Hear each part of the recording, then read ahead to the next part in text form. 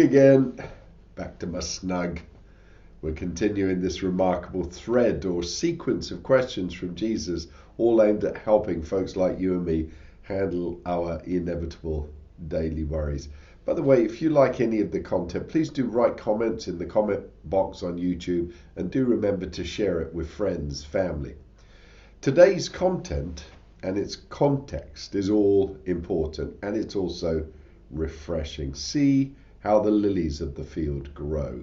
They do not labor or spin, yet I tell you that not even Solomon in all his splendor was dressed like one of these. If that is how God clothes the grass of the field, which is here today and tomorrow is thrown into the fire, will he not much more clothe you, O you of little faith?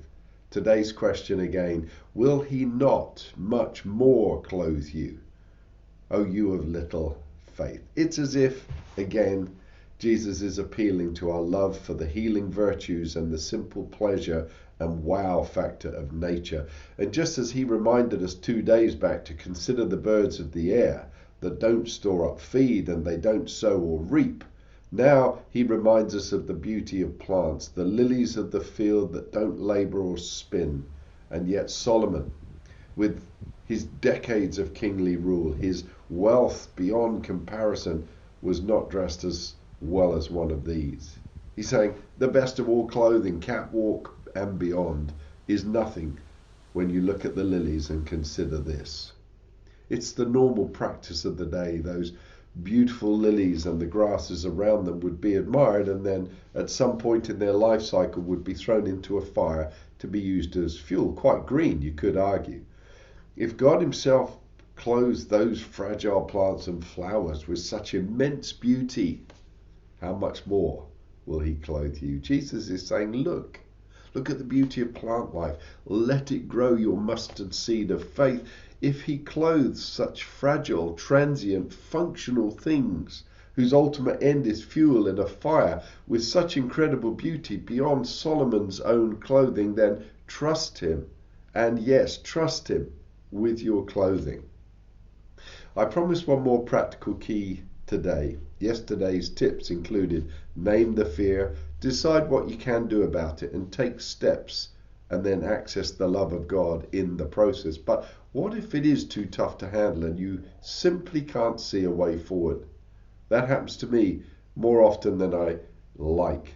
1 Peter 5 that we looked at yesterday talked about the roaring lion seeking to devour us through our worries. And Peter in the same chapter says, humble yourselves and cast all your anxiety on him because he cares for you. For me, the biggest single key in my 40 years as a Christian in this context has been to humble myself when I get fears I can't manage on my own.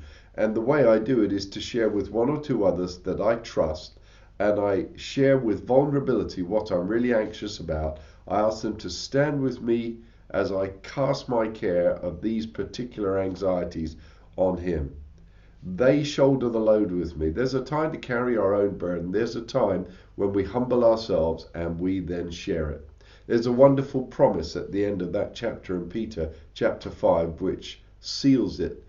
After you have suffered a little while, God himself will restore you and make you strong, firm, and steadfast. To him be the power forever and ever. Stand firm on that word today as you maybe reach out today and share with somebody that you trust if you've got a burden of worry that is too great it feels to handle on your own. And remember, as you stand firm, after you've suffered a little while, God himself will restore you, make you strong, steadfast. See you tomorrow.